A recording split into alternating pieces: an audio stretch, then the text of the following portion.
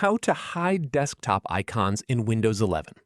In this video, I'll show you how to quickly hide or show all the icons on your Windows 11 desktop. To hide all your desktop icons, right-click anywhere on an empty area of the desktop and select View. Then, click Show Desktop Icons to uncheck it.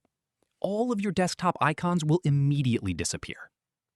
To show the icons again, simply right-click on the desktop, go to View, and check Show Desktop Icons.